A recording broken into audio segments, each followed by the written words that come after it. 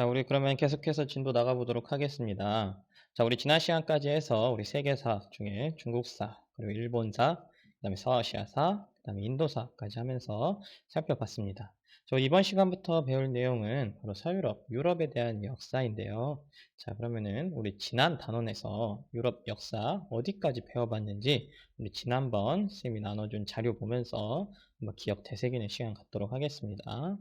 자, 우리 지난 단원에서 배운 유럽의 역사는 바로 중세 유럽에 대해서 배워봤었습니다. 자, 중세 유럽에서 배우면서 우리 당시 서유럽은 게르만족이 이동해 왔다. 그래서 이제 소로마 제국이 멸망했다고 말을 했었고요. 자, 이 자리에는 프랑크 왕국이 세워졌었다라고 이야기도 했었습니다. 자, 그리고 중세 유럽에서 가장 중요한 제도, 바로 봉건 제도가 형성되었다라는 것 여러분들이 기억을 하시고 계시죠? 자, 우리 봉건제 같은 경우는 이러한 구조였습니다. 자, 국왕과 제후와 기사간, 서로 쌍무적 계약 관계, 이런 관계를 바로 봉건제라고 우리가 불렀었습니다. 자, 이런 거 기억을 좀 해주시고요. 자, 그에 반해서 우리 서로마는 멸망했지만 동로마는 아직 존재하고 있었습니다. 바로 비잔티움 제국으로서 남아 있었었는데요. 자, 우리 보면은 유명한 황제 유스티니아누스 황제 때 전성기를 누렸다고 이야기를 했었습니다. 자, 이렇게 비잔티움까지 배워보면서 우리 이제 크리스티교 문화에 대해서 한번 살펴봤어요. 자, 우리 중세 유럽은 크리스티교가 지배하는 사회라고 이야기를 했었습니다. 자, 그래서 크리스티교 문화가 매우 많이 발달했다고 했는데요. 바로 로마 카톨릭 교회가 주로 중세 유럽을 장악하고 있었던 신앙이라고 이야기를 했었습니다. 자, 그래서 우리 교황의 시대라고 부를 정도로 중세에는 크리스티교의 영향력이 강력했다라고 여러분들 이야기했었고요. 자, 이렇게 이제 중세 말로 진행되면서 당시 많은 유럽 사회가 변동을 겪게 된다고 얘기를 했습니다. 중세 말에 중요한 거는 우리 십자군 전쟁도 있었지만 중요한 건 도시의 성장과 이제 중세의 특징이었던 장원이 해체되는 과정을 겪게 됩니다. 자, 우리 중세에서는 농노라는 신분이 있었죠. 매우 하위 계층으로서 지배받는 피지배 계층으로서 농노가 있었는데, 자, 이제 도시란 게 성장되면서 우리 상업과 수공업이 발달되면서 우리 도시가 성장했다 했었죠. 자, 그래서 이 도시의 공기는 자유를 준다라고 말할 정도로 당시 도시에서 사는 시민들은, 우리 도시에 사는 사람들을 시민이라고 하죠. 시민들은 매우 많은 자유를 누리고, 이러면서 당시 중세 유럽에 뿌리 박히게 내려 있었던 봉건제가 해체되는 과정을 겪게 됩니다. 자, 이를 통해서 우리 당시 중세 봉건제 사회에서 영주들이 가지고 있었던 장원도 해체를 하게 되는 거죠. 자, 그래서 우리 가장 중요한 농노제와 장원이 해체되는 과정을 중세 말에 겪게 된다라고 이야기를 했습니다. 자, 그 이외에도 뭐 중앙 집권국가가 출현했다라고 이야기를 했었죠. 자, 이렇게까지 우리 중세 유럽에 대해서 한번 우리 지난 단원에서 배워봤어요. 자, 우리 이제 이번 단원에서 우리 교과서 302페이지에서 배울 단원의 내용은 유럽의 새로운 움직임과 성장이라는 단원입니다. 자, 우리 한번 교과서 이제는 303페이지 보면서 계속해서 유럽의 역사에 대해서 한번 살펴보도록 하겠습니다. 자, 쌤이 나눠준 자료 보면서 한번 진도 나가보도록 할게요. 자, 우리 첫 번째 배울 주제는 르네상스라고 하는 내용입니다. 우리 가면 갈수록 어려운 용어들이 많이 나와요. 우리 유럽의 역사, 세계사 배우면서는 조금 용어가 생소할 수 있는데, 우리 르네상스라는 용어는 지금 현대 많은 일반적으로 많이 쓰이는 말이기도 하고요. 이 과거의 역사에서도 매우 중요한 의미가 있기 때문에 여러분들이 꼭 기억을 하고 가셔야 될 내용입니다. 자, 르네상스는 무슨 뜻이냐? 우리 교과서에 나와 있습니다. 우리 교과서 날개를 보면요. 오른쪽에 르네상스. 자, 프랑스어로 다시 태어남을 의미하면서 구체적으로는 그리스, 로마의 고전 문화의 부활을 뜻한다라고 우리가 부릅니다. 바로 르네상스라고 하면요. 우리 르네상스 영어 보면은 리라고 있죠. 우리 repeat, 할 때 리는 다시라는 뜻이 있습니다. 그 리자가 바로 르인데요. 우리 르네상스는 바로 그리스 로마의 고전 문화를 이 당시 부활시키고자 했었던 우리 14세기, 16세기에 통해서 이 그리스 로마 문화를 부활시키려고 했었던 게 바로 르네상스다라고 여러분들이 기억을 하면 될 것 같습니다. 자, 그러면은 도대체 그리스 로마 고전 문화를 왜 부활시키려고 했었냐? 우리 이탈리아 르네상스부터 한번 살펴보도록 하겠습니다. 자, 르네상스, 바로 고전 문화의 부흥의 움직임은 크게 두 가지로 나눠볼 수 있습니다. 바로 이탈리아 르네상스와 알프스 이북의 르네상스로 구분을 할 수 있는데요. 자, 이렇게 구분을 하는 이유는 간단합니다. 이탈리아 르네상스가 조금 더 빠른 시기에 일어났습니다. 바로 14세기에 일어났고요. 자, 알프스 이북의 르네상스는 조금 더 늦은 시기에 일어납니다. 바로 16세기에 일어나면서 좀 어느 정도 내용적인 면에서도 차이가 있습니다. 자, 그러면 이탈리아 르네상스부터 한번 살펴보도록 할게요. 이탈리아 지역의 도시들에서 일어난 르네상스가 바로 이탈리아 르네상스입니다. 자, 14세기에 지중해 무역이 발달되면서 바로 이탈리아 도시들이 성장을 해 나가게 됩니다. 우리 지난번 아까 복습하면서 배웠었죠. 우리 도시가 성장하게 된다. 우리 중세 말에 유럽 사회가 안정되면서 어느 정도 상업과 수공업이 발달한다고 했었죠. 그 중에서 발달한 도시들이 바로 이탈리아에 있었던 도시들이었습니다. 바로 지중해 무역이 발달했다고 했는데요. 자, 백지도 보면서 우리 지도 보면서 한번 살펴볼게요. 자, 우리 유럽은 여기에 위치하고 있죠. 자, 좀 확대해서 보도록 하겠습니다. 자, 지중해는 어디냐? 우리 지중해라고 하면은 이 유럽 사이에 낀, 우리 계속해서 언급되고 있죠. 이 바다가 지중해입니다. 자, 그런데 이 지중해 무역이 발달했다는 말은, 자, 동양의 문화가 당시 서유럽으로 많이 들어왔어야 됐는데, 이 문화들이 결국 이 배를 통해서 이탈리아의 도시들을 거쳐서 당시 유럽 중앙으로 전파되었었습니다. 자, 그래서 당시 이탈리아에 있었던 우리 지금 이 부추 모양의 국가가 이탈리아죠. 이탈리아의 도시들이 매우 많이 성장을 하게 됩니다. 자, 그래서 지중해 무역의 발달로 이탈리아 도시들이 많이 성장한 가운데 이렇게 성장하고 사회가 좀 안정되다 보니까 이제는 우리 시조라고 불리는 고대 그리스와 로마 문화에 대한 관심이 증가되게 되는 겁니다. 그래서 고대 그리스와 로마 문화에 대한 연구가 이탈리아 도시들에서 활발하게 이루어졌다는 의미입니다. 자, 이 내용에 대해서 조금 이해하기 어려운 친구들은 간단하게 쌤이 비유를 해주자면요. 여러분, 한국사로 비유를 해보면 우리 조선시대, 갑자기 조선시대에 상공업이 발달해서 어느 정도 이제 안정된 사회에서 우리 조선의 시조는 누굴까? 우리 고조선이라는 거 다 알고 있었어요. 그 당시 사람들도. 그래서 이 고조선에 대한 문화에 대한 연구를 한다는 예시가 바로 이탈리아 르네상스라고 보시면 됩니다. 그 당시 이탈리아 사람들은 고대 그리스 로마 문화가 우리 뿌리 깊게 박혀 있었던 우리 근본 사상이었기 때문에 당시 사람들이 이제 어느 정도 안정되다 보니까 이러한 고대 그리스 로마 문화의 고전 문화를 연구하게 되었다라는 것 여러분들이 배경 이해를 하실 수 있을 겁니다. 자, 그러면 도대체 어떻게 이들이 연구한 문화의 특징은 뭐냐? 바로 인간 중심적인 학문과 예술을 발달시켰다. 문화 중에서 학문, 예술, 특징은 인간 중심적이다.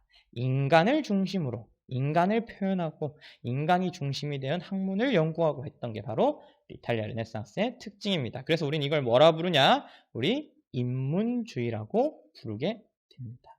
이탈리아 르네상스의 특징, 인간 중심적인 특징이 바로 인문주의다라고 여러분들이 기억을 하시면 될 것 같습니다. 자, 대표적인 이탈리아 르네상스 문학과 예술을 살펴보면요. 자, 페트라르카와 보카치오라는 인물이 문학 작품을 많이 썼습니다. 우리 페트라르카 같은 경우는 서정시 같은 걸 많이 써서 칸초니에레 같은 시를 작성했었고요.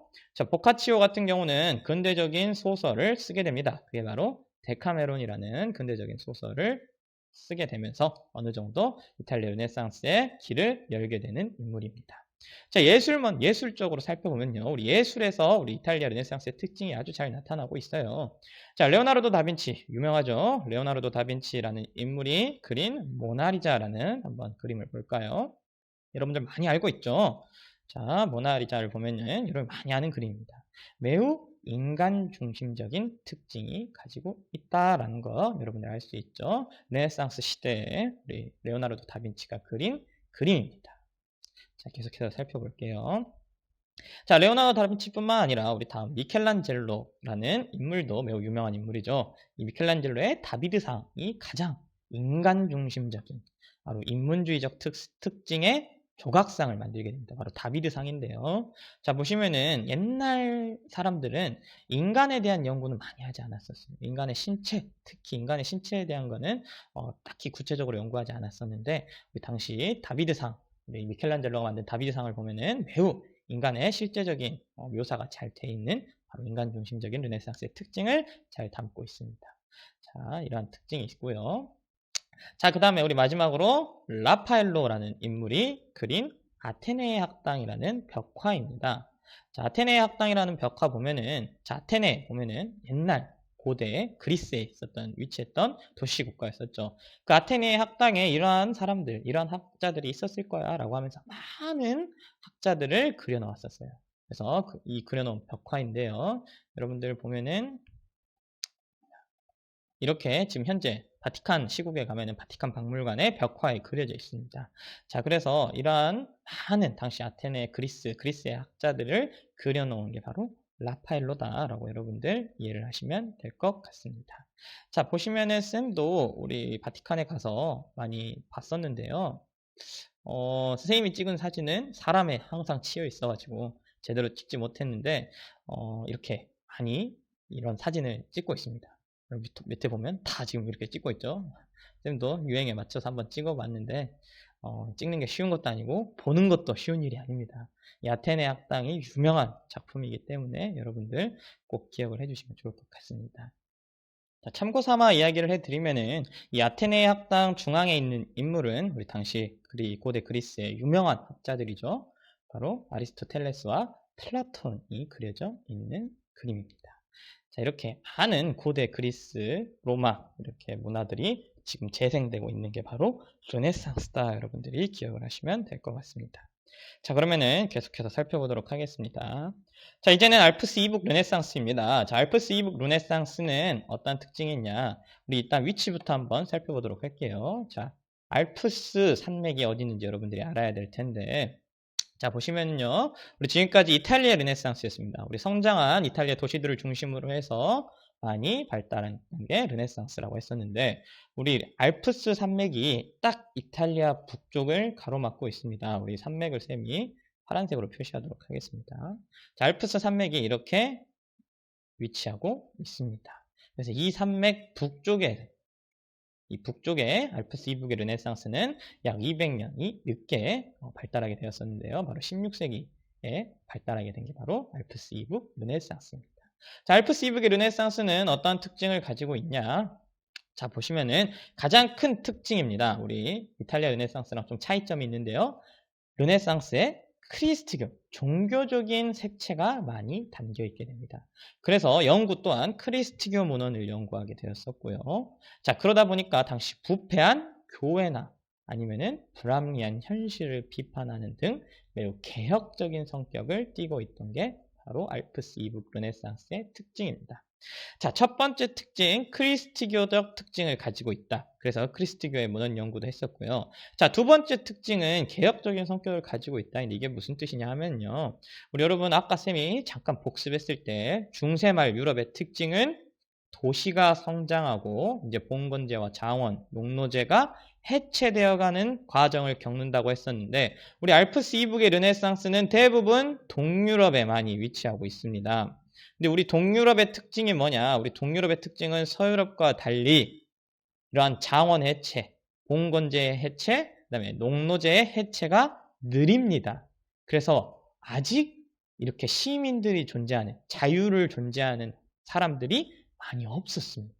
그래서 아직도 농노제가 계속 유지되고 신분제가 존재하면서 어느 정도 차별받는 그런 존재들이 있었기 때문에 우리 알프스 이북 르네상스를 살펴보면 두 번째 특징인 개혁적인 성격을 가지고 있다는 데 이런 것을 여러분들이 유추해낼 수 있습니다. 우리 동유럽의 특징 보면은 뭐 장원의 해체가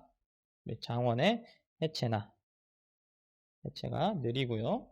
농노제도 아직 유지되고 있었던 게 바로 동유럽의 특징이었었기 때문에 당시 개혁적인 성격을 가지고 있었던 게 바로 알프스 이북의 르네상스다. 여러분들이 기억을 하시면 될 것 같습니다. 자, 대표적인 인물을 한번 살펴보면요. 우리 에라스미스라는 인물이 있습니다. 옛날 선생님이 배울 때는 에라스무스라고 했었는데 교과서 에라스미스라고 나왔으니까 여러분들은 에라스미스라고 기억을 하면 되고요. 자, 우신예찬이라는 책을 저술하였습니다. 자, 책 이름만 봐도 신이라는 말이 등장하죠. 어느 정도 종교적인 성격을 가지고 있다라는 것 알 수 있겠죠. 자, 그 다음 토머스 모어라는 인물이 유토피아라는 우리 유토피아의 세계 이렇게 있죠. 그런 세계도 다 당시 종교적인 색채가 매우 담겨 있었던 책이었습니다. 자, 그 다음에 세르반테스의 돈키호테라는 소설도 있었는데 우리 세르반테스의 돈키호테 여러분들 읽어보신 친구들은 알겠지만 이 당시 중세 말에 이미 기사도 정신이라는 건 사라져가는 시대인데 아직도 이 시대에 적응하지 못하고 돈키호테라는 기사가 자신은 기사다라고 하면서 시대착오적인 인물을 서술한 책이죠. 자, 이런 걸 보면은 당시 개혁적인 성격도 매우 담겨 있었다라는 것 여러분들 알 수 있습니다. 아주 이러한 책들이 이 알프스 이북 르네상스의 특징을 다 담고 있다라는 것 여러분들이 기억을 하실 수 있을 겁니다.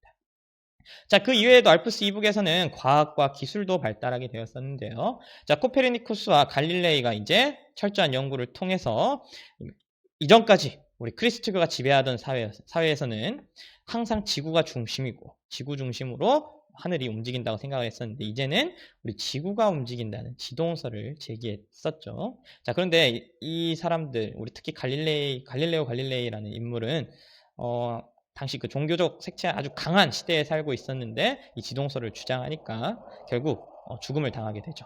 그러면서도 갈릴레이가 그 유명한 말을 남기죠. 그래도 지구는 돈다. 라고 하면서 그렇게 당시에 이러한 지동설을 주장했었습니다.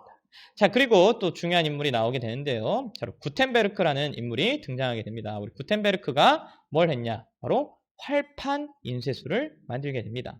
자, 우리 활판 인쇄술 우리 한국사 했을 때 잠깐 나왔던 건데요. 우리 고려시대 했을 때 직지 배우면서 최초의 활판 인쇄술이라고 배웠었습니다.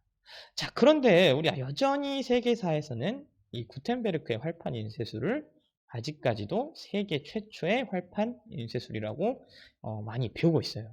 자, 보시면 16세기예요. 16세기. 1500년대. 이미 조선시대입니다.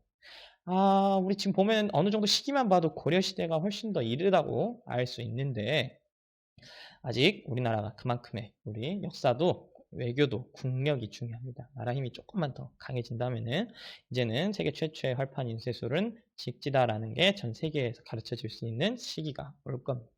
자, 아무튼 이렇게 구텐베르크라는 인물이 유럽에서는 최초죠. 유럽에서는 최초로 활판 인쇄술이 만들어지면서 우리 활판 인쇄술 선생님이 배웠죠. 우리 활판이란 거는 글자 하나 해가지고 인쇄술이 점점 발달한 거다라고 해서 많은 대량 인쇄가 가능하게 되었던 게 활판 인쇄술이다라고 배웠었죠. 자, 그만큼 인쇄술에 대한 발달도 있었다라는 것 여러분들 르네상스를 통해서 알 수 있습니다. 자, 이렇게 르네상스라고 하면은 뭐 어느 특정한 문화가 아니라 이 시기에 고전 그리스 로마의 문화의 고전 문화를 연구했었던 걸 다 르네상스라고 부르게 됩니다.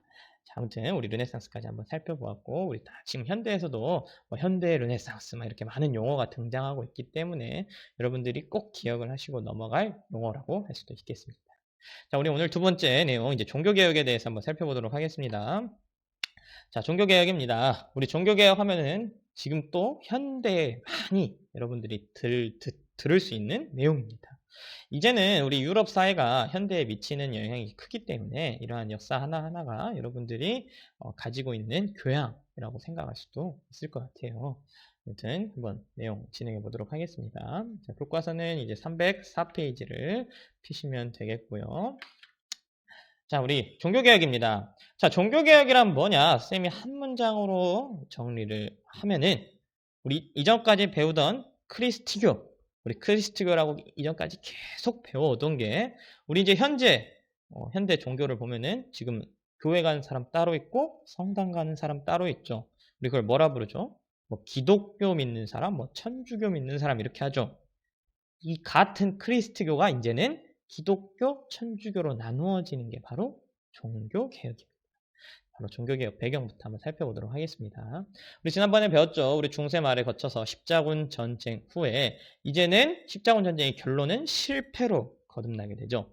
그래서 우리 중세에는 교황의 권한이 매우 강했다고 했는데 이제 중세 말로 접어들면서 교황의 권위가 약화되는 상황에 이르게 됩니다.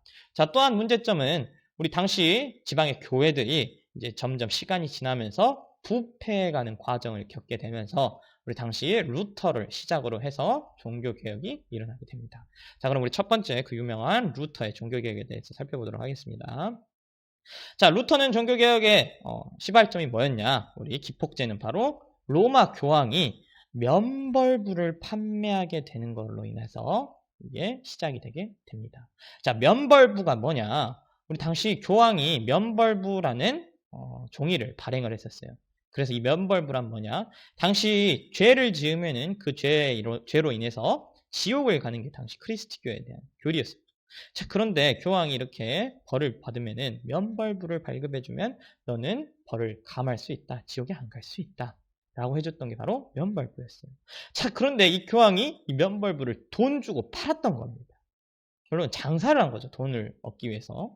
자, 그런 이러한 로마 교황의 행태를 루터가 비판을 하면서 이제 루터의 종교개혁이 시작되게 되는데요. 바로 그 유명한 95개조의 반박문을 발표하면서 루터의 종교개혁이 시작되게 됩니다.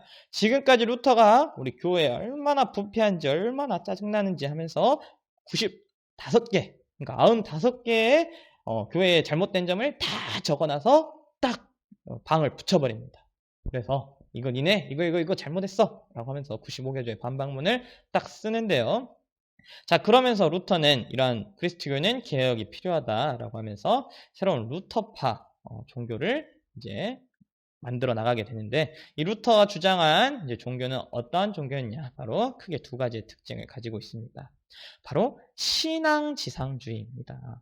이때까지 우리는 방금 로마 교황은 면벌부를 판매하는 이러한 형식을 보면은 오직 교황이 절대적이고 그다음에 교황의 말을 믿어야 되고 교황이 우리 당시 크리스트교 최고의 신의 대리인이다라고 이야기를 했었던 게 당시 크리스트교의 상황이었습니다. 자, 그런데 루터는 아니 왜 이런 상황이 일어나야 되지? 우리가 그냥 신만 즉 예수님만 믿으면 되는 거, 하느님만 믿으면 되는 거 아닌가?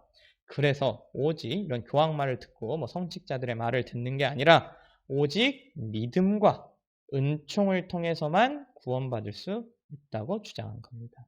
야, 니네 그 면벌부를 내가 돈 주고 사야만 구원받을 수 있고 착한 일을 해야만 구원받을 수 있고 시주 11조를 내야만 구원받을 수 있는 게 아니라 오직 신앙에 대한 믿음, 우리 신에 대한 믿음과 신의 은총을 통해서만 구원을 받을 수 있다. 우리 뭔 이때까지 교황의 말을 들어 그런 거 아니야 라고 주장했던 게 바로 신앙지상주의입니다. 자, 두 번째 특징, 루터가 말한 종교는 성서지상주의입니다. 우리 크리스트교에서는 크리스트교 교리가 담겨있는 성경이 존재하고 있었죠. 자, 그런데 이때까지 성경에는 교황 제도라는 건 존재하지 않았어요. 성직자의 존재도 성경에 따로 나와 있지가 않습니다. 이러한 성경에 없는 교황 제도를 부정하자. 우리 오직 성서에 써진 대로 믿자라고 주장을 하는 게 바로 성서지상주의입니다. 자, 그래서 우리 이러한 성서를 해석하는 것도 신자가 얼마든지 신자의 능력껏 해석을 가능하다. 오직 교황, 성직자들에 의해서 신부님에 의해서만 성경 해석을 들어야 되냐. 우리가 스스로 성경을 해석할 수 있다라고 하면서 신자가 양심에 따라서 성경 해석의 가능성을 주장하게 됩니다. 자, 이렇게 당시 크리스트교 사회에서 정반대되는 내용, 즉 신앙지상주의와 성서지상주의의 내용을 담는 이제 루터의 종교개혁이 일어나게 되면서 많은 사람들이 이 루터의 이런 내용을 지지해 나가게 됩니다. 자, 그와는 반대로 원래 크리스트교를 지지하고 있었던 사람들은 이 루터에 대한 내용에 대해서 매우 반대를 했었겠죠. 야, 쟤 지금 뭐라 하냐? 라고 하면서 왜 가만히 있는 크리스트교가 이런 걸 개혁한다고 하고 있어? 말도 안 돼! 라고 하는 사람들도 있었겠죠. 그래서 당시 유럽 사회는 둘로 나눠서 이런 루터의 종교개혁에 대한 뜻을 표현하게 됩니다. 바로 우리 당시 카톨릭 세력, 교황을 비롯한 당시 기존 크리스트교를 믿는 카톨릭 세력들은 이러한 루터를 탄압했었고요. 이와는 반대로 당시 이러한 루터의 종교개혁을 지지하는 세력들은 당시 독일의 제후들이 주로 지지했었습니다. 크게 여러분들 살펴보면은 당시 기존의 크리스트교인 카톨릭이 있었고요. 그 다음에 이 카톨릭의 반대에서 나온 게 바로 루터파의 새로운 네, 지우고 다시 쓸게요. 자, 카톨릭과 이 카톨릭을 비판하면서 나온 게 바로 루터파였었습니다. 자, 카톨릭을 주로 지지했었던 건 당연히 카톨릭의 최고의 지배자인 우리 교황이 있었고요. 자, 그 다음에 황제들, 우리 각국의 황제들, 교황들, 이 각국의 황제들 또한 이 카톨릭을 후원하였습니다. 자, 이와는 반대로 루터파는 어떤 사람들이 후원을 했었냐? 당시 독일의 제후들, 우리 황제 밑에 있었던 제후들이 많이 루터파를 지지했었고요. 자, 그 다음에 우리 도시의 자유를 누리고 있었던 시민들이 이러한 루터파를 지지하고 있었습니다. 이러한 크게 카톨릭과 루터파의 대결이 바로 루터의 종교개혁의 결과라고 여러분들이 이해를 할 수 있습니다. 자, 이렇게 카톨릭과 루터파의 대립이 극에 달하자 이게 전쟁까지도 일어나게 돼요. 자, 그래서 어느 정도 루터파의 신앙의 자유를 획득하게 되는 사건이 일어나게 되는데요. 그게 바로 아우크스부르크 화의를 통해서 결국 루터파가 어느 정도 종교의 자유를 획득해 나가게 됩니다. 자, 아우크스부르크 화의는 좀 중요한 사건이니까 여러분들이 꼭 기억을 하고 넘어가셨으면 좋을 것 같네요.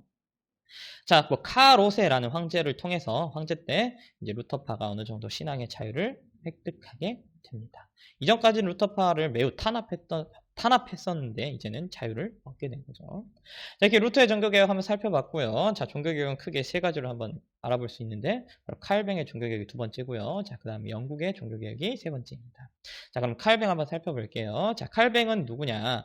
바로 스위스 제네바에 살고 있었던 인물입니다. 근데 이 인물도 당시 크리스티교, 카톨릭의 현실, 아주 부정한 현실, 부패한 현실을 깨닫고 있어서 이 종교는, 이 크리스티교는 개혁이 필요하다. 우리 카톨릭은 개혁이 필요하다라는 걸 느끼고 있었습니다. 자, 그래서 칼뱅이 주장한 종교개혁의 내용을 살펴보면 예정설을 주장하게 됩니다. 우리 칼뱅의 예정설인데요. 예정설은 뭐냐? 우리 구원받을 사람은 이미 예정되어 있다고 주장을 하게 됩니다.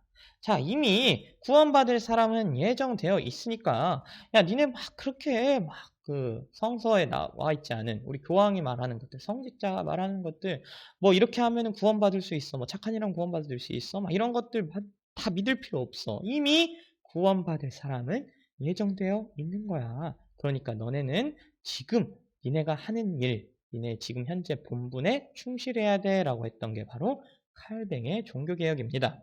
자, 그래서 우리 칼뱅의 종교개혁 내용이 이러한 내용을 통해서 많은 사람들, 많은 유럽에 퍼져나가게 되고요. 지금 현재 우리 개신교라고 말하는 기독교라고 말하는 교회 다니는 사람들이 이런 칼뱅을 비롯한 칼뱅에서 뻗어나온 칼뱅의 종교개혁 내용을 받아들이고 있는 게 우리 현대 기독교 내용입니다.